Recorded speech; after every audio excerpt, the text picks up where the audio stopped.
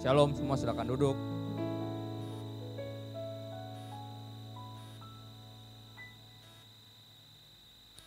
Kita sampai ke bagian terakhir dari seri kita yang di bulan ini di bawah judul Mighty Warrior. Sampai bagian ke 5, kita ada 5 minggu bulan ini kalau saudara perhatiin. Bagian kelima setelah minggu lalu judulnya agak-agak kontroversial, judulnya Warrior. Warriornya artinya tukang khawatir, saudara, worry. Hari ini kita akan bahas tentang warrior beneran, pahlawan, oke, prajurit. Kita ke Hakim-Hakim 7. Ada beberapa ayat yang saya pengen saudara lihat dan kita baca bareng-bareng, dan kita akan lihat betapa ketika Tuhan memanggil kita sebagai warrior atau mighty warrior, kita harus belajar bahwa sama sekali bukan tentang kekuatan kita. Dan itu penting di dalam kekristenan. Istilahnya kalau bisa dibilang agama Kristen, saya kurang suka istilah itu, tapi nggak apa, kita pakai aja. Karena agama identik dengan kekuatan kita sendiri, apa yang kita lakukan bagi Tuhan. Tapi dalam kekristenan sesuatu yang sangat menarik, bahkan hampir berlawanan, karena ini semua tentang Tuhan yang menguatkan kita, tentang kekuatan yang dari Tuhan, tentang Tuhan yang berada di pihak kita, membela kita, melindungi kita, tentang Tuhan yang justru kuat dan kita bukan siapa-siapa. Dia yang kuat dan kita nggak bisa apa-apa. Dan dalam kisah Gideon kita udah pelajarin dari 4 minggu pertama kemarin sampai minggu kelima ini, kita pelajari bahwa dia benar-benar bukan siapa-siapa, bukan orang yang penuh iman, bukan orang yang penuh punya kapasitas untuk jadi seorang prajurit tentara. Bukan sama sekali. Kita tahu dia dari awal dia pengecut, dari awal dia tukang khawatir. Dia meragukan Tuhan dengan minta tanda berkali-kali. Minggu lalu kita bahas tentang hal itu. Dia bukan yang paling utama di sukunya yang paling kecil, dan dia pun keluarganya jadi dia yang juga paling kecil di keluarganya. Jadi kayak orang yang paling gak kompeten untuk bisa dimasukin kategori prajurit atau tentara. Tapi sekali lagi, ini hampir bisa dibilang salah satu inti kekristenan, bahwa kita tuh gak bisa apa-apa, tapi Tuhanlah yang mampu. Maka kita selalu dengar kata-kata itu, God is able. God is able. Jika Tuhan gak mampu, jadi ketika kita terlalu mampu, bahasa itu kalau boleh dipakai, kita menjadikan Tuhan seperti God disable. Kayaknya Tuhan tuh cacat. Tapi enggak, God is able, bacanya jangan salah. Tuhan yang mampu dan kita sebenarnya yang gak mampu. Kita yang lemah, kita yang kalau bisa dibilang dalam kategori cacat rohani, dan kita sangat membutuhkan dia dan sangat bergantung sepenuhnya sama Tuhan. Bagian terakhir judulnya Warrior, Hakim-Hakim 7, kita mulai beberapa ayat ada di depan saudara. Kita bisa lihat, boleh dimunculin aja. Ya, di Hakim-Hakim 7 mulai ayat 2 kita lihat. Berfirmanlah Tuhan kepada Gideon, terlalu banyak rakyat yang bersama-sama dengan engkau. Itu daripada yang kau kehendaki untuk menyerahkan orang Midian ke dalam tangan mereka. Jangan-jangan orang Israel memegah-megahkan diri terhadap aku sambil berkata, tanganku sendirilah yang menyelamatkan aku. Jadi dari awal kita langsung tahu bahwa ini bukan tentang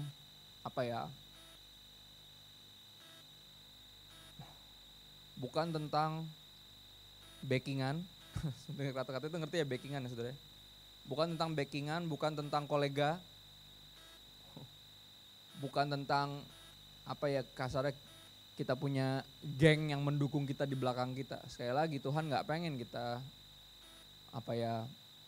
dibawa sama dia memenangkan sesuatu pertempuran dan berpikir kitalah yang melakukannya dari awal. Ini bukan tentang kemampuan kita. Di sini ketika Gideon mengumpulkan tentara, mereka berkumpul cukup banyak. Cukup banyak untuk memenangkan pertarungan. Oke, tapi Tuhan bilang terlalu banyak. Terlalu banyak daripada yang ku kehendaki, kata Tuhan. Boleh slide saya dimunculin lagi. Terlalu banyak daripada yang ku kehendaki. Jangan-jangan orang Israel memegahkan diri terhadap aku sambil berkata, tanganku sendiri yang menyelamatkan aku. Jadi terlalu banyak kekuatanmu. Kau terlalu kuat. Aku gak butuh itu kekuatanmu sama sekali. Ayat 3, maka sekarang serukanlah kepada rakyat itu demikian, siapa yang takut dan gentar biarlah ia pulang. Enyah dari pegunungan Gilead, lalu pulanglah 22.000 orang dari rakyat itu dan tinggallah 10.000 orang. Saya sekali lagi nanya ini di sepanjang seri ini, siapa yang pernah nonton film judulnya 300? 300. Dan itu sangat terinspirasi dari kisah ini. Dari Gideon ini, Gideon dan 300. Ingat yang pulang 22.000. Banyak, jadi artinya tadinya mereka banyak, mereka puluhan ribu. Sama di film itu juga masih sama, siapa yang takut pulang aja. Karena yang geng 300 dengan six pack-nya itu kan. Saking kuatnya mereka sampai gak ngerasa perlu pakai baju zirah. Cuma pakai sayap, bawa tameng sama pedang sama six pack. Yang takut mendingan pulang aja. Kata-kata yang sama. Tuhan bilang apa? Suruh yang takut pulang dan 22.000 orang takut. Berarti di dalam peperangan sebagian besar takut, saudara. Sebagian besar takut. Dan kita akan lihat nanti ke depan bahkan termasuk Gideon dia takut. Tapi Tuhan udah panggil dia. Ingat kita mungkin bisa salah pilih tapi Tuhan gak pernah salah pilih. Nanti saya mau bahas itu di Urban City Church. Urban City Church. UCC. Di balik kesalah pilihan kita punya Tuhan yang gak pernah salah pilih dan itu penting.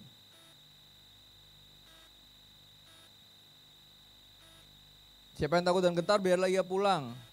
Disuruh pulang, 22.000 orang pulang. Ingat kenapa Tuhan gak pengen kita banyak-banyak rombong-rombong, karena dia gak mau ketika kita menang kita berpikir, oh ya iyalah kita berpuluh-puluh ribu. Dan apa ya, sedikit banyak kita bisa lihat di dalam kenyataannya pun orang-orang sesama Kristen pun yang kayaknya mungkin konon kalau kita lagi KKR Natal di stadion apa gitu kayak rame banget, oh gila orang Kristen banyak ya. Pada kenyataannya kok yang menginjil sedikit ya. Menyatakan apa? Sebagian besar takut. Sebagian besar takut. Sebagian besar ngumpet dari panggilan Tuhan atas hidupnya, cuma jadi jemaat biasa. Enggak ada jemaat biasa. Kalau emang kita anggap ini bukan cuma gereja tapi keluarga, artinya enggak ada anggota keluarga yang biasa. Semuanya luar biasa. Semuanya mesti ambil bagian. Ingat dalam satu acara keluarga mestinya bukan cuma om itu atau tante itu atau oma itu yang paling sibuk, tapi semuanya mesti ambil bagian. Siapa yang masih suka kalau ngadain acara keluarga tuh kayak semuanya bawa apaan aja terus kasih tahu ke tante ini. Oh saya bawa minuman, saya bawa ini, Ada yang masih acara keluarga kayak gitu? Mudah-mudahan masih kayak gitu, jadi gak mengandalkan kekuatan satu orang dan semua ambil bagian sekecil-kecilnya. Puding kek, sop buah kek, apa kek, tusuk gigi kek, apa kek, pokoknya ambil bagian gitu. Soalnya kalau enggak sense of belongingnya gak ada, saudara. Dia akan ngerasa ya udahlah gue gak bisa datang gitu-gitu. Kalau kita dipercayakan atau lagi rindu mau bawa sesuatu kita pasti datang, bela-belain bener.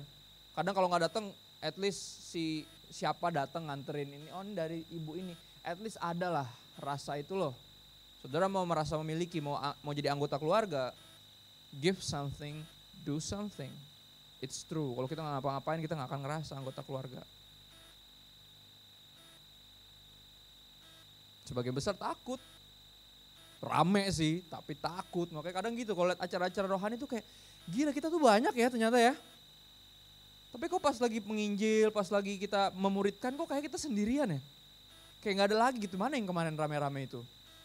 Oh pada pulang. Ya yang takut dan gentar silakan pulang. Wow. Kok kayaknya gerejanya ribuan ya. Gereja tuh ada yang 10.000 jemaatnya saudara. 10.000 itu baru sekali ibadah saudara. Ada 5 kali ibadah di mall itu. Berarti ada 50 ribuan kira-kira. Terus pas lagi menginjil kok lagi berjuang di rokris sekolah kok kayak cuma sendirian ya. Pada kemana ya? Oh pada pulang, saudara takut. Sekali lagi berbicara pertempuran ini bukan pertempuran fisik kita perang bunuh-bunuh orang bukan. Selalu kita harus lihat implikasi rohaninya karena ini sesuatu yang rohani. Ini pembelajaran buat kita ketika kita maju bukan masalah ramenya. Masalahnya berapa banyak yang percaya bahwa Tuhan di pihak kita. Karena keberanian kita berasal dari situ.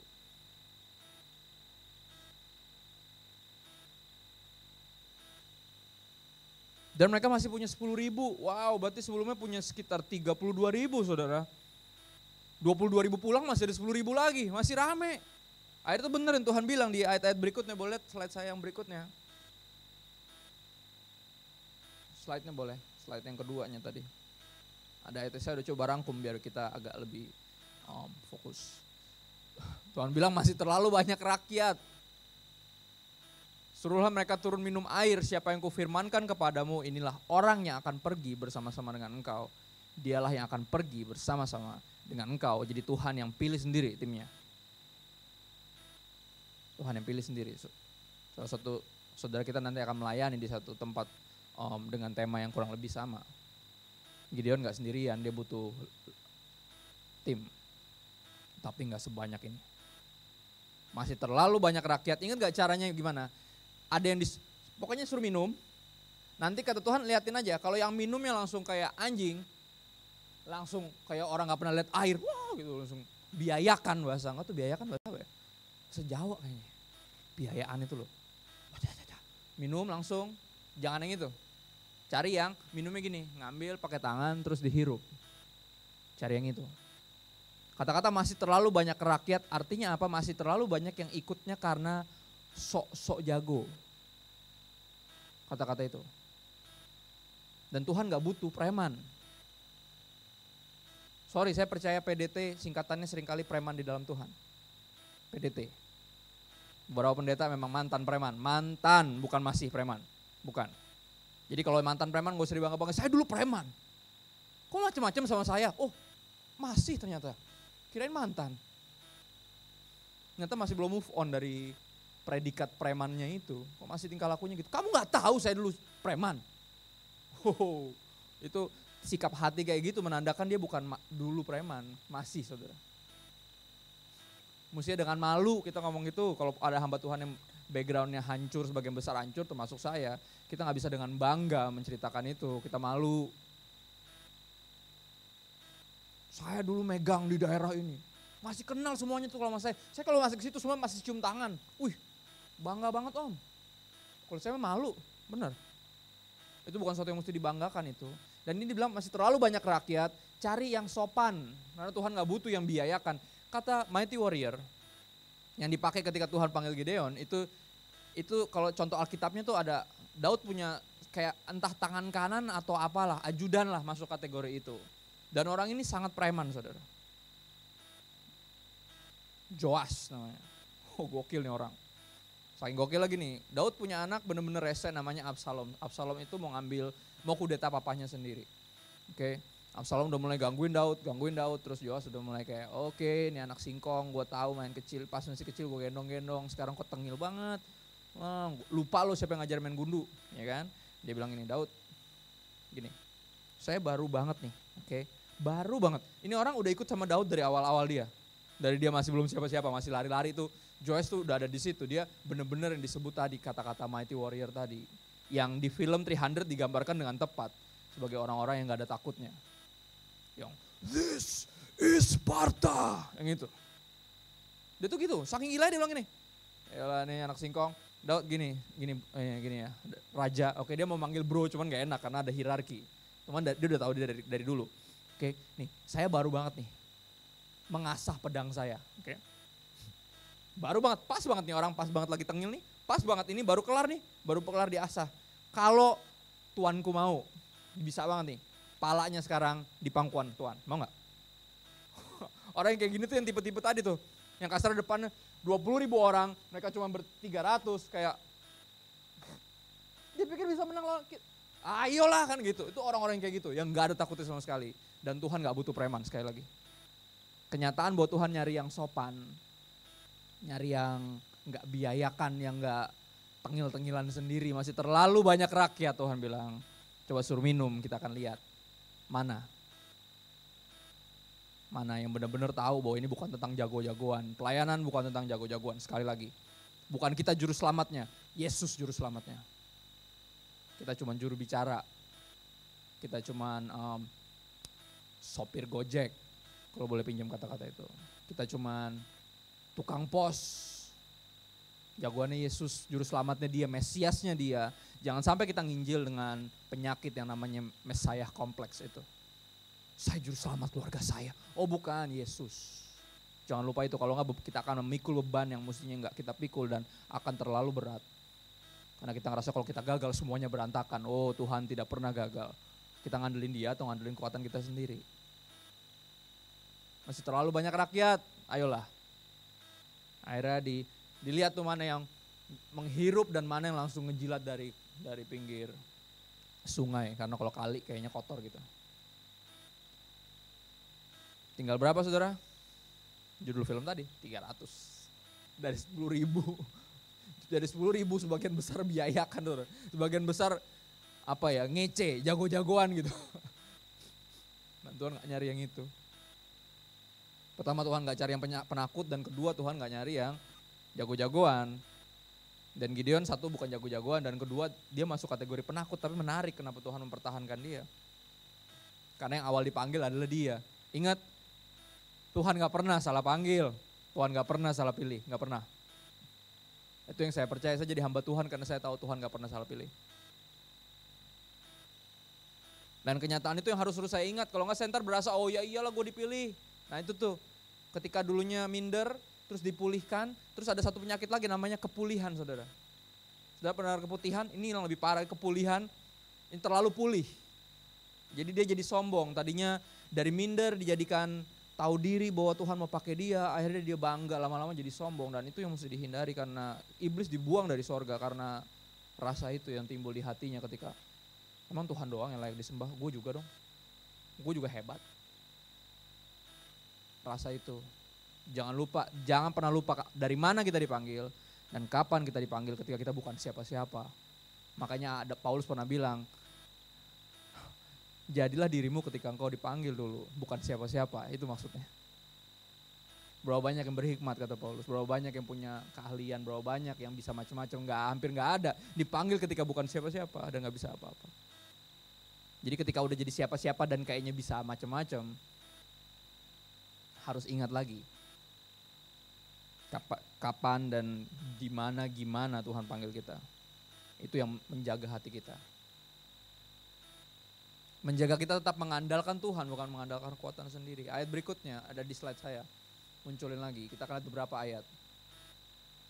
Hakim-Hakim 7 ayat 7, dengan 300 orang yang menghirup itu, yang ngambil pakai tangannya terus dihirup minumnya, akan kuselamatkan kamu.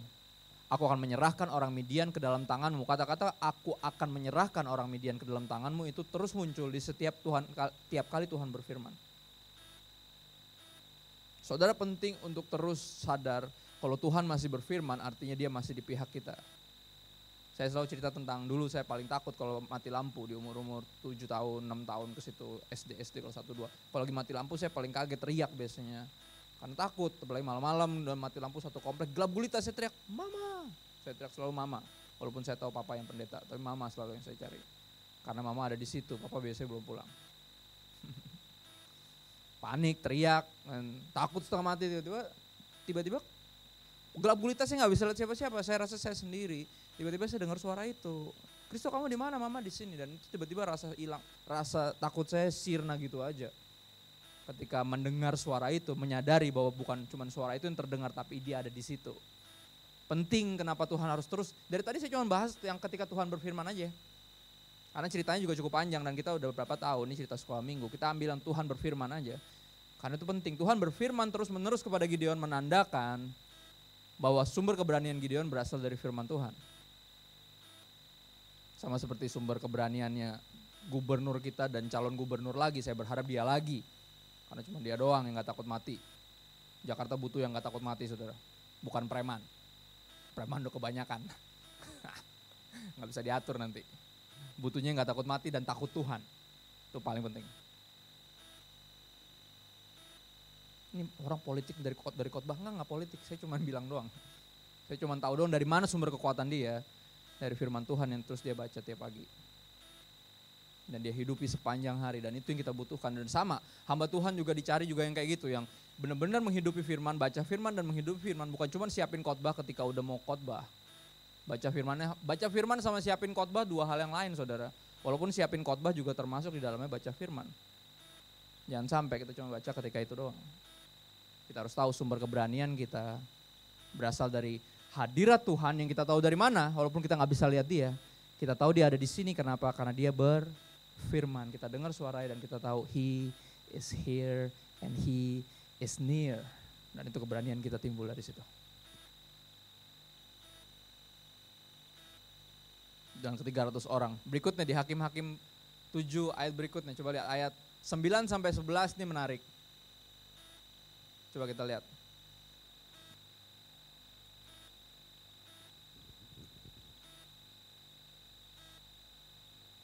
Pada malam itu berfirmanlah Tuhan kepadanya, kepada Gideon, bangunlah, turunlah menyerbu perkemahan itu, sebab telah kuserahkan itu ke dalam tanganmu. Setiap kali Tuhan ngomong itu terus. Telah kuserahkan mereka, orang Midian itu ke dalam tanganmu. Tuhan terus kasih tahu bahwa you will win. We will win, kita bahas itu loh di Vindicated. Pada akhirnya, walaupun di tengah perjalanan kita Kristen berkali-kali ditekan, berkali-kali kayaknya berusaha dibinasakan. Sepanjang sejarah saudara, kalau ada agama yang paling didiskriminasi itu agama Kristen. Orang Tuhannya jadi bunuh, namanya Yesus, disalib saudara. Jadi apa yang kita harapkan lagi? Murid tidak pernah lebih dari gurunya. Kalau gurunya digituin, kita harus bersiap untuk menghadapi semua hal-hal yang tidak adil. Dan bentuknya penganiayaan, tapi kita mesti siap. Sepanjang sejarah kita terus dianiaya, tapi sekali lagi, apapun yang terjadi di sepanjang perjalanan menuju akhir dari perlombaan kita, gak akan terlalu matters kalau kita tahu hasil akhirnya. Saya pernah cerita tentang itu, saya nonton waktu tahun 99, waktu final Champions, Bayern Munchen lawan Manchester United, saya ingat banget. Sampai menit terakhir tuh bola tuh 90 saudara. Sampai menit terakhir Bayern masih memimpin 1-0. Saya waktu itu masih penjudi bola. Jadi masih menang banget, menang banyak, karena semua megang MU, gak ada yang megang Munchen. Saya udah pede banget tuh, menit 90 saudara, udah menit akhir, udah masih 0-1 posisinya, masih menang dia. Tiba-tiba wasit ngangkat sesuatu yang paling saya benci kalau lagi udah habis waktunya. Sebagai seorang penjudi bola, bete banget kalau wasit angkatnya terus kebanyakan waktu tambahannya saudara. 4 menit panjang banget nih, bahaya nih, akhirnya bener. Cukup 2 kali corner dan dua-duanya gol saudara. Di detik-detik terakhir kalah. Sepanjang pertandingan yang saya gak pernah lupa adalah wajah-wajah teman saya. Karena apa? Cukup rusak mainnya. Cukup gak bisa ngapa-ngapain, nyerang, hancur. MU-nya hancur banget saudara.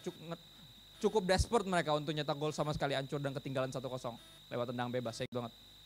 Dan wajah mereka wajah-wajah yang penuh kecemasan dan kayak udah hopeless dan kayak kita mesti gimana lagi dan gitu. Tapi saudara mesti ngerti, kalau mereka nonton siaran ulang gak akan kayak gitu. Kenapa? Karena udah tahu skor akhirnya. Bener gak? Apapun yang terjadi di sepanjang 90 menit, kalau udah tahu nanti di menit 92 dan 93 ada 2 gol yang bikin mereka menang. Sekali lagi, penting untuk tahu hasil akhir karena kita akan punya keberanian ketika kita tahu itu. Apapun yang terjadi di sepanjang perjalanan ini, kalau kita tahu siapa yang menang in the end, kita akan punya keberanian lebih lagi. Dan Tuhan bilang apa? Karena telah kuserahkan itu, setelah kuserahkan orang Midian ke dalam tanganmu, you will win. Kita mesti pegang kata-kata Tuhan. Terserah ada dibilang 6 kategori orang yang percaya atau tidak percaya kepada Yesus. Saya bilang cuma ada 2 kategori. In the end akan ada selalu cuma 2. Di hotel kemarin saya buka laci, ya kan. Kemarin ada yang kawinan teman di Lembang, hotel saya buka laci, ada kitab Gideon dan di sebelahnya ada Al-Quran saudara. Saya cuma diingetin sama Tuhan, in the end Chris, there will be just 2 team. Yang percaya Yesus Tuhan dan yang menolak untuk percaya bahwa Yesus adalah Tuhan. Cuma ada itu doang. Dan yang terakhir pasti menang adalah tim Jesus. Ada di sini. Dan apapun yang terjadi, penganiayaan macam manapun yang datang, comes our way, we will always have strength. Because He is with us, for us, and in us. Hidup adalah Kristus, dan mati adalah untung. Orang-orang kayak gitu jadi fearless sekali lagi. Tapi Gideon takut. Kita baca lagi ayat 9 ke bawah. Sebab telah kuserahkan itu ke dalam tanganmu, ayat 10. Tetapi jika engkau takut untuk turun menyerbu, Tuhan tahu. Dia takut, Gideon takut. Turunlah bersama dengan Pura, bujangmu, ke perkemahan itu, maka kau dengarlah apa yang mereka katakan, yang lagi jadi trending topik di kemah itu, yang lu mau serang itu. Apa yang mereka lagi omongin, apa yang lagi hangat di situ. Kemudian engkau akan mendapat keberanian untuk turun menyerbu perkemahan itu. Ini menarik. Karena Tuhan tahu Gideon orangnya penakut. Orang yang penuh kekhawatiran, dia terus minta tanda. Dari situ Anda tahu nih, ini orang masih takut. Katanya kalau masih takut, oke ajak satu, oke orang. Turun ke bawah, tempat yang kalian akan serbu itu. Dan mulai menguping di situ. Mereka ngomongin apa ya? Dan Tuhan bilang apa? Dan di situ engkau akan memperoleh keberanian ketika dengerin apa yang mereka bilang. Karena seringkali kalau yang ngomong pendeta bilang kayak ya gue juga udah tahu. Tapi kalau yang ngomong entah gimana teman kita yang bukan orang percaya. Tiba-tiba orang lain yang gak kenal sama kita. Somehow kita lebih dengerin kalau orang-orang terdekat kita. Istri kita sendiri ngomong, suami kita sendiri ngomong, papa mama sendiri ngomong gak didengar. Tapi giliran pembantu tiba-tiba bernubuat gitu. Kayak didengerin kan aneh. Ya itulah dia memang manusia itu. Tuhan berfirman gak percaya, Tuhan kasih tanda gak percaya, Tuhan bilang ya udah lu denger deh apa yang lagi jadi desas-desus tuh trending topik di kemah itu, coba denger deh. Nanti di situ kau akan memperoleh keberanian apa yang diceritain di situ. Berikutnya saudara kita baca pelan-pelan aja. Lalu turunlah ia bersama dengan Pura bujangnya itu sampai kepada penjagaan terdepan laskar di perkemahan itu. Adapun orang Midian dan orang Amalek dan semua orang dari sebelah timur itu bergelimpangan di lembah itu. Buset, tidur-tiduran tuh. Nyantai-nyantai, rame banget udah kayak serame apa kita lihat di sini. Bergelimpangan di lembah itu seperti belalang banyaknya dan unta mereka tidak terhitung. Seperti pasir di tepi laut banyaknya. Kalau ngelihat yang kayak gitu sekali lagi, if we live by sight not by faith, kita akan terus jadi penakut selamanya. Lihat gak? Mereka baru pelan-pelan mau ke situ aja udah kayak, oh my God. Banyak bang, apa pulang aja. Banyak. Tapi apa Tuhan bilang apa? Mampir ke perkemahan, dengerin aja, dengerin. Ini masih pada tidur, bergelimpangan bicara pada tidur semua saudara. Dan tuh banyak banget dibilang udah kayak, ontaknya aja udah kayak pasir di pantai.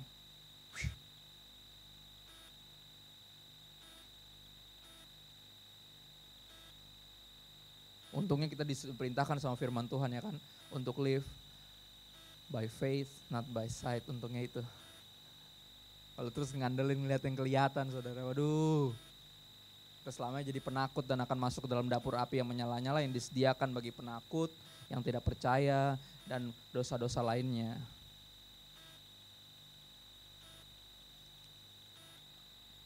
Makanya seri ini ada untuk membawa kita move beyond borders of our fear and anxiety.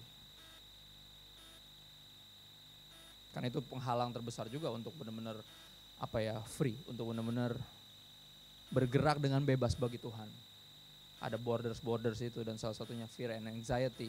Yang pertama tentang kepahitan dan kebencian. Dan yang kedua ini tentang fear and anxiety. Dan yang ketiga nanti saya akan pengumuman sedikit. Minggu depan kita mulai ngebahas si Gagap, mantan anak pangeran di Mesir. Dan dia punya lagi isu, dia punya bordersnya sendiri. Dan kita tuh, saya percaya Tuhan lagi bawa kita dalam satu pergerakan yang sama, beyond borders. Dan Tuhan rindu pakai kita dengan tidak terbatas saudara. Karena kita dipenuhi dengan Roh Kudus yang membuat kita tidak terbatas. Makanya pembatas-pembatas yang kita beli sendiri, kita bangun sendiri, kita buat sendiri itu mesti diminggirin, kita mesti move beyond borders. Ayat 13, ketika Gideon sampai ke situ, kebetulan ada seorang menceritakan mimpinya kepada temannya. Katanya, aku bermimpi, tampak sekeping roti jelai terguling masuk ke perkemahan orang Midian. Setelah sampai ke kemah ini, dilanggarnyalah kemah ini sehingga roboh. Dan dibongkar bangkirnya, demikianlah kemah ini habis runtuh. Lalu temannya menjawab, ini tidak lain dari pedang Gideon bin Yoas, orang Israel itu. Allah telah menyerahkan orang Midian itu dan seluruh perkemahan itu ini ke dalam tangannya. Lihat, ada mimpi dan ada interpretnya. Ada orang yang bisa ngartiin mimpi. Sekali lagi karunia-karunia ini bukan cuma punya orang Kristen doang. Ada orang-orang yang bisa ngartiin mimpi, ada orang yang bisa baca tangan saudara. Jangan pernah kasih tanganmu. Karena secara roh ketika kita kasih tangan kita, roh kita lagi tunduk sama rohnya dia. Dan roh kita cerita segala sesuatu tentang kita dan dia langsung tahu. Dan kayak, lu orangnya kayak gini ya, kok tahu? Saudara mau taruh seluruh iman kita di mana? Di tukang ramal atau kepada Tuhan? Ingat, Tuhan bukan cuma tahu masa depan. Dia yang pegang masa depan. Apa gunanya tahu masa depan kalau nggak bisa berbuat apa-apa? Apa gunanya? Bedanya ramalan sama nubuatan itu cukup jelas. Ramalan adalah apa yang akan terjadi. Tapi nubuatan adalah apa yang akan Tuhan lakukan. Tuhan bilang apa? Aku telah menyerahkan orang Midian ke dalam tanganmu. Maju. Dan akhirnya dalam mimpi itu, ada orang bermimpi, ada satu ngartiin, ayat 15 bilang, segera sesudah Gideon mendengar mimpi itu diceritakan dengan maknanya, sujudlah ia menyembah pada Tuhan. Kenapa? Sekali lagi, this posture menunjukkan selalu kita angkat tangan. Kita berlutut. Kenapa? Angkat tangan lambang nyerah. Nyerah, gak mau ngelawan lagi. Berlutut lambang minta maaf. Kenapa? In the end of the day, kita yang paling sering ragu dan Tuhan gak pernah salah dan kita selalu salah. Kita ragu, kita takut, kita ngelawan, angkat tangan. Maka kita nyanyi angkat tangan, ada yang berdoa berlutut. Itu semua posture of apa? You're the man, you are the man. I was wrong, I'm sorry. Sorry kalau saya setakut itu, kata Gideon. Dia langsung sujud di situ, ngedengar mimpi dan maknanya diceritain.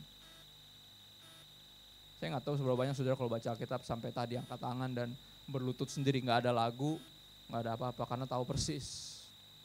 Kita masih terlalu sering meragukan Tuhan, terlalu sering. Dan dia tetap mau pakai kita. Sekali lagi, kita bisa salah pilih Tuhan, tapi Tuhan nggak pernah salah pilih orang.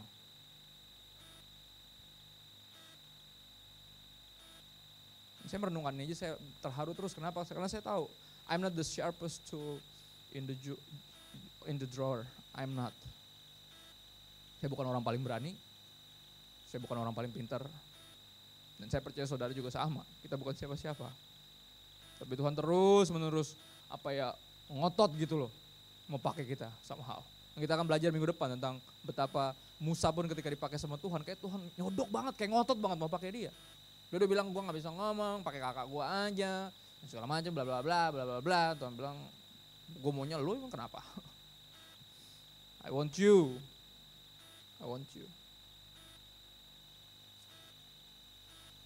Sujudlah ia menyembah, kemudian pulanglah ia ke perkemahan orang Israel lalu berkata, bangunlah, sebab Tuhan telah menyerahkan perkemahan orang Midian ke dalam tanganmu. Sesudah itu dibaginya lah ke 300 orang itu dalam 3 pasukan, artinya 100, 100, 100. Dan ke tangan mereka semua diberikannya sangkakala dan buyung kosong dengan suluh di dalam buyung itu. Perhatiin gak ya, senjata terakhir agak kocak, jadi cuma 2 senjata. Sangkakala buat tiup-tiup trompet-trompet gitu, buat bikin-bikin heboh, berisik-berisik gitu kayak tahun baru. Ini kayak sebenarnya dia bawa satu lagi buyung kosong, oke. Buyung itu mesti tempat bawa air, di dalamnya ada suluh. Kayak apa? Botol kosong, di dalamnya ada suluh, kayak apa? Kayak molotov. Ya gak? Kalau zaman sekarang tuh molotov yang suka dilempar-lempar itu.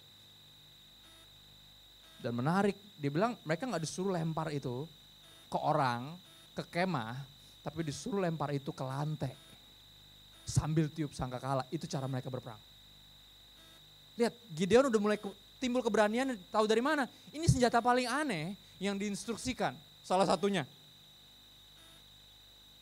Dan Tuhan kita mah gitu, hashtag. Memang dia selalu gitu. Dia akan bikin sesuatu yang aneh yang menunjukkan bahwa nanti kalau lu menang, bukan lu. Dia akan pilih yang paling-paling aneh. Jadi ketika nanti ini jalan kita tahu ini pekerjaan Tuhan, bukan pekerjaan tangan manusia. Sangkakala sama buyung kosong isi suluh. 300 dibagi 3 tim. Itu senjata paling aneh dan mereka cuma ber-300 lawan puluhan ribu. Boleh slide saya dimunculin aja, ini benar-benar menarik. So kita lihat gambarnya aja. Saya cuma ceritain doang karena ini ceritanya udah saya ringkas. Ayat 16 deh, kita boleh baca sedikit. Sesudah itu baginya 300 orang dalam 3 pasukan, tangan mereka semua diberikannya sangkakala dan buyung kosong dengan suluh dalam buyung. Ayat 17. Dan berkatalah ia kepada mereka, perhatikanlah aku dan lakukanlah seperti yang ku lakukan. Lihat, dia mulai berani dan dia mulai tahu bahwa he is the leader. Sekali lagi, walaupun dia pasti harusnya ketika Tuhan bilang yang takut silakan pulang, mesti termasuk dia. Saya juga takut soalnya. Sini, lu gue panggil dari pertama, jangan aneh-aneh loh. Tapi kan takut suruh pulang. Saya rakyat biasa, saya mau pulang. No. Sini. Lihat dia mulai memimpin. Bukan cuma keberaniannya timbul, dia mulai jadi pemimpin dan sekali lagi pemimpin. Saya akan tutup dengan satu kata ini yang saudara harus ingat. Semua prajurit adalah mantan penakut. Mantan orang yang penuh kekhawatiran. Enggak ada orang yang terlahir pemberani. Every warrior is an ex-warrior. It's true. Everyone. Lihat yang di Alkitab. Cuman Yesus doang jagoannya. Sisanya bukan siapa-siapa. Sisanya punya borders. Yesus doang yang limitless. Dan kita dipanggil untuk ikut Yesus. Bukan ikut Musa, bukan ikut Gideon, bukan ikut apalagi Yunus ya, paling enggak banget ngikutin dia ya kan. Kita enggak dipanggil ngikutin yang lain-lain, nabi-nabi yang lain. Kita disuruh ikutin Yesus karena Yesus sekali lagi, sebab yang di sini, yang ada di sini lebih dari Yunus, kata Yesus tentang dirinya sendiri. Yang ada di sini lebih dari Salomo, dia bukan cuma raja, dia lebih dari raja. Dia raja di atas segala raja, dia lebih dari nabi, dia adalah juru selamat. Menarik.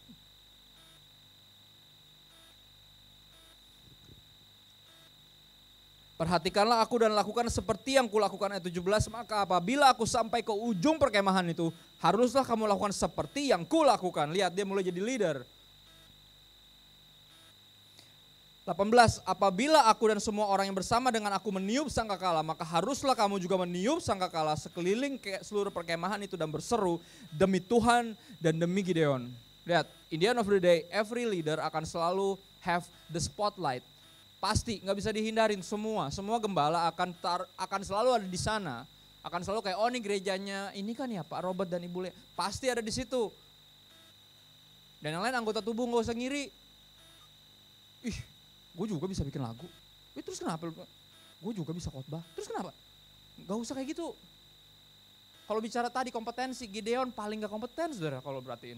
Tapi sekali lagi kita gak ada di sini buat siapa yang paling disorot, karena yang paling disorot harus Yesus. It's all about Jesus. Tapi kalau ada yang disorot pasti leadernya disorot. Makanya demi Tuhan dan demi Gideon it's true. Kenapa? Karena di dalam mimpi itu orang-orang tadi prajurit tadi ada yang mimpi dan bilang ini pasti pekerjaan Gideon nih. Nama itu ada disebut pasti. Ini pasti gerejanya Pak ini nih. Pasti akan ada, tapi sekali lagi ini bukan tentang siapa yang paling banyak disebut, karena mudah-mudahan Pak ini atau Ibu ini yang disebut tadi, mereka selalu bilang bahwa ini semuanya Tuhan bukan saya. Makanya Gideon bilang apa? Demi Tuhan dan demi Gideon. Dan itu yang mereka lakukan saudara. Mereka datang ke tengah-tengah tadi pasukan yang kayak belalang banyak yang lagi pada tidur. Oke. Bikin keributan, 3 sudut, semuanya melakukan hal yang sama, dibanting, molotovnya, suluh isi buyung kosong isi suluh itu, jeger, mereka tiup sangkakala. Sangkakala selalu dalam peperangan adalah lambang kemenangan. Jadi kalau dengar sangkakala, semua tentara langsung panik, artinya apa? We are outnumbered, itu yang dipikirin mereka. Kalau orang udah dengan PD-nya meniupkan tanda kemenangan, itu pasti kelar hidup kita, kelar. Ini pasti kita ketiduran, kelamaan tidurnya. Padahal baru jam 4 pagi, sholat subuh aja belum. Waker gue masih 2 menit lagi, tiba-tiba udah ada kerusuhan. Prang, tiup trompet sangkakala dan teriak-teriak demi Tuhan dan demi Gideon. 300 orang, lawan puluhan ribu. Semuanya panik dan dibilang ini Tuhan yang berperang. Ganti mereka, lihat. Dibilang mereka ngapain, kalau saudara baca ceritanya. Mereka bunuh-bunuhan saking paniknya. Bangun, ambil pedang. Semuanya sahabat-sahabatan, semuanya mati sendiri. Panik. Menarik, sebelum ada strategi-strategi berperang, bikin takut, bikin kaget ala gerilya itu. Tuhan udah ngajarin Gideon bagaimana harus berperang. Dan lebih tepatnya lagi Tuhan ada ngajarin bukan bagaimana harus berperang, tapi lu mesti tahu siapa yang di pihak lu, karena itu paling penting. If God is for us, who can stand against us? It's true. And from there comes our courage. Dari situ berasal keberanian kita. Ketika Tuhan bilang, aku bersama engkau, aku menyertai engkau, aku telah menyerahkan mereka ke dalam tanganmu. Just believe me. Believe in me. Saudara bisa baca selanjutnya, tapi saya akan panjang. Kita akan tutup dengan satu ayat ini. Boleh dilihat di slide saya yang terakhir, sebelum terakhir. Terakhir ada pengumuman sedikit, saya agak cepat karena ada pengumuman. 2 Timotius 2 ayat 4, satu ayat tentang warrior yang paling saya tahu. Yang di dalamnya ada kata prajurit dan ada kekhawatiran. Sebagai hamba Tuhan, apalagi full time saudara, ini kekhawatirannya. Soal-soal penghidupan. Sekali lagi, saya dulu paling gengsi saudara full time. Kenapa? Karena saya tahu saya nggak mau nyari duit dari pelayanan, itu yang saya tahu. Tapi ternyata saya nggak nyari duit dalam pelayanan. Tuhan mengurusi soal-soal penghidupan saya, itu yang menarik. Menarik sekali. Seorang prajurit yang sedang berjuang, garis ini kata-kata sedang berjuang saudara. Karena ada beberapa hamba Tuhan, beberapa gembala, saya nggak sebut gerejanya, udah berhenti berjuang. Cuman ngadain ibadah doang. Saya bentuknya kayak WO, wedding organizer, ini SO, service organizer. Pokoknya kebaktian ada, oke WL siap, oke singer aman, drummer, oh drummernya lagi nggak bisa, oke cari yang lain. Oke selama ada pengkhotbah, ada tim musik semuanya jalan, aman. Gitu doang. Nggak pernah lagi mikirin lagi kita musik gimana, menjangkau generasi ini boro-boro, yang penting kebaktian jalan. Saudara sekali lagi, dalam sebuah hubungan pernikahan khususnya, ini bukan tentang just staying married, but about being in love. Karena kalau orang in love, dia akan terus berjuang. Cinta itu diperjuangkan, bukan cuma dinikmati, terus diperjuangkan. Sekali lagi, ini bukan tentang terus ada kebaktian di gerejanya, tapi terus berjuang buat jiwa-jiwa, karena untuk itu kita dipanggil. Keluar dari kegelapan, eklesia, kumpulan orang-orang dipanggil dari kegelapan menuju terang, untuk kembali ke dalam kegelapan dan mulai mencari jiwa, masukin lebih banyak lagi karena rumah Tuhan harus penuh.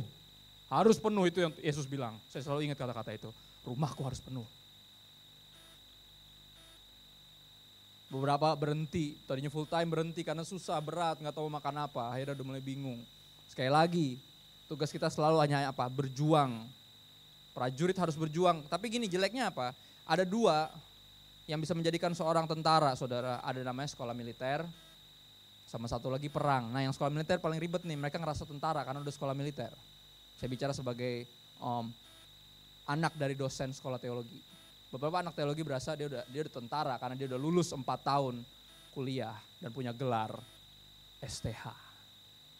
Apalah gelar itu? Saya punya beberapa teman yang punya gelar itu dan gak berjuang, berhenti jadi warrior and start going back again to that previous mode namanya warrior. Orang-orang yang penuh kekhawatiran. Tapi S1 sih, STH sih. Apa saya sering bercanda, STH itu bukan sarjana teologi tapi sok tahu kata Bapak. Kata Bapak loh, bukan kata-kata saya. Ntar kalau dia S2 jadi MTH, maha tahu. Enggak, maha tahu Tuhan berarti maha sok tahu. MSTH mesti namanya. Tapi sekali lagi, yang menjadikan tentara ada sekolah militer dan ada perang biar kita didapati seorang prajurit karena kita berjuang. Saudara bisa rakyat biasa, tapi berjuang. Gideon bukan siapa-siapa, tapi dia nurut sama Tuhan. Lu maju. This is how we find faith. We finding faith in the battle. It's true. Saya temukan hatinya Tuhan ketika saya berjuang buat teman saya yang 1-2 orang. Yang keluarganya udah angkat tangan.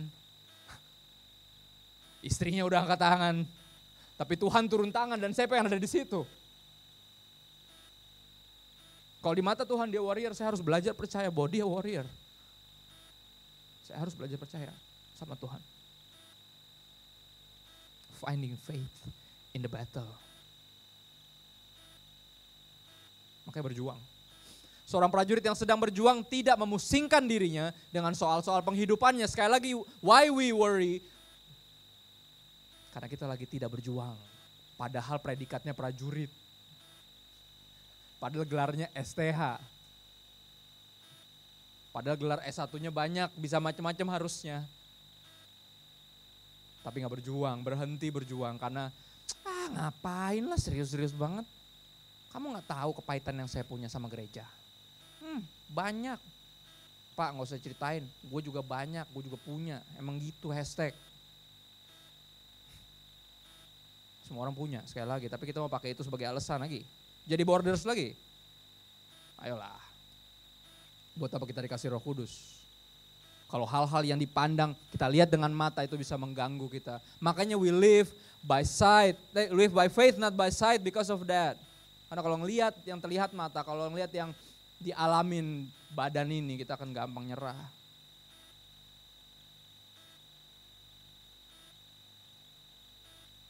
Tapi kita juga belajar dari Rasul Paulus bagaimana cara dia untuk tidak berkecil hati. How how we cannot lose heart. Gimana caranya, itu renungan saya kemarin di devotion. Gimana caranya Paulus bisa memperoleh itu? Dengan melihat yang tidak terlihat. Aneh ya? Paulus memperoleh itu kekuatan untuk tidak tawar hati dengan melihat yang tidak bisa terlihat. Yaitu apa? Tuhan. Walaupun tubuh jasmaniku semakin merosot, tapi tubuh batinnya aku semakin naik ke atas. Kenapa? Karena aku selalu memandang Dia, fix my eyes on Jesus. Seorang prajurit yang sedang berjuang tidak memusingkan dirinya dengan soal-soal penghidupannya. Jadi kalau masih khawatir, kemungkinan besar kita lagi gak berjuang. Sekali lagi, kalau kita masih terlalu mikirin gimana pandangan orang tentang kita, itu kayak orang lagi dalam medan perang nih, di depan, tiba-tiba udah mau nyerang, ntar lu, lihat sini dulu. Saudara percaya, dalam perang gak ada yang wifi, gak ada orang yang mikirin gimana tampangnya, gue udah kelihatan garang belum. Tambahin codet dong dikit biar serem gitu. Gak ada yang mikirin gimana tampangnya kelihatannya, gak ada. Gak musingkan diri dengan soal-soal penghidupan yang gak ada yang mikir gimana. Tapi anak ini bini gue rumah, gak ada yang mikirin itu. Merdeka atau mati itu mentalnya. Itu yang saya tahu. Kakek saya pejuang, saudara. Saya tahu. Dia maju berperang dengan mental yang jelas bahwa lebih baik gue mati daripada kita gak merdeka, itu yang pikiran mereka. Makanya Paulus bisa bilang dengan berani, bagiku hidup Kristus dan mati untung. Celakalah aku jika aku tidak memberitakan Injil, lebih baik gue mati daripada gue gak berjuang, kata Paulus. Let's find faith in the battle, let's go. Dan ini seringkali saya rasain kok, jadi hamba Tuhan saya baru dari 2009. Jadi hamba Tuhan, dan full time baru hampir 2 tahun ini. Dan saya tahu setiap kali saya mau berangkat retret di mana, ada pelayanan di mana, pasti anak kenapa-napa, pasti banget. Ya Om ya, pasti gitu terus, pasti sering banget. Panjang perjalanan semua hamba Tuhan saya tanya, emang gitu? Itu ujian iman untuk belajar percaya bahwa mereka bukan cuma anakmu tapi anaknya Tuhan. Dan kalau engkau maju ke medan perang, Tuhan jagain mereka. Tuhan gak kekurangan malaikat untuk melindungi mereka. Emang kalau mereka sakit, lu ada di situ emang bisa apa? Berdoa juga kan ujung-ujungnya? Ya udah. Maju aja perang sambil berdoa, apa bedanya? Dan saya belajar itu kok. Dan saya bersyukur punya istri yang bertumbuh. Dari seorang yang penuh kekhawatiran, jadi orang yang berani dan tahu ketika saya maju ke medan perang, dia berdoa buat saya. Dia bisa ngedumel, ini anak sakit gimana, gantiin kek siapa kek? Ini siapa? Dulu awal-awal gitu saudara, ini perjalanan saya cuma ceritain bukan karena gak ada dia. Kalau ada dia pasti dia senyum-senyum. Karena benar, semua warrior adalah ex-warrior, it's true. Semua pahlawan, tentara Tuhan tuh semuanya dulunya orang penuh kekhawatiran, penakut semua. Kita tuh ex-penakut semua kita, mantan penakut. Mantan penakut jadi warrior, ex-warrior jadi warrior, it's true. Saya ada di sini kok, gembala kita ada di sini, semua hamba-hamba Tuhan ada di sini kok, bisa share hidup yang kurang lebih sama. Kita ada selalu ada pilihan untuk khawatir atau percaya. Dan sejauh yang saya tahu, percaya itu selalu lebih baik buat jiwa saya dan lebih baik buat jiwa-jiwa yang saya layani. Dan saya tahu yang paling memuliakan Tuhan adalah ketika saya percaya.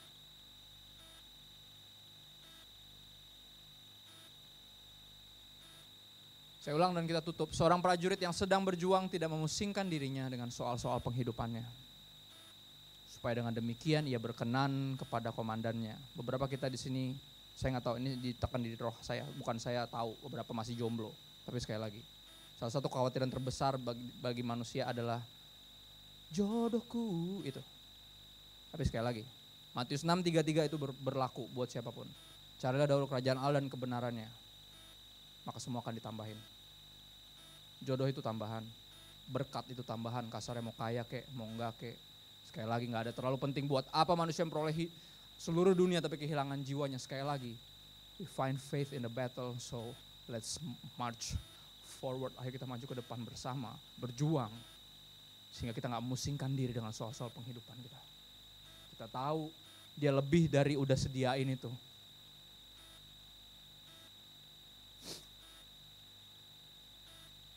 Kata-kata ini menarik, supaya dengan demikian ia berkenan kepada komandannya. Bahasa Indonesia masa kini tulis seperti ini.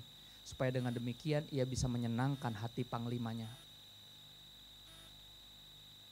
Apa yang saudara cari dalam hidup ini? Apa tujuan kita hidup? Saya undang musisi boleh maju ke depan. Kita nyanyiin lagu ini. Judulnya Menyenangkanmu, lagu jadul saudara. Saudara kalau mau lepaskan kemampuan bernyanyi ala orang-orang zaman dulu. Itu apa saudara? Fibra-fibra itu penting saudara. Biar saudara ingat bahwa kita bukan cuman jemaat biasa. Sekali lagi, bukan. Kita Mighty Warrior, Tuhan yang panggil kita ke sini. Tuhan yang menjadikan kita Kristen. Dari tengah keluarga yang gak semuanya Kristen. Tuhan panggil kita untuk berdiri dan berperang. Hanya di situ kita tahu, we find faith in the battle. Hanya di situ kita tahu ketika kita maju berperang, kekhawatiran kita sirna. Dan yang ada cuma keberanian, kepercayaan penuh jika Tuhan di pihak kita. Siapa lawan kita? Yuk kita berdiri sama-sama.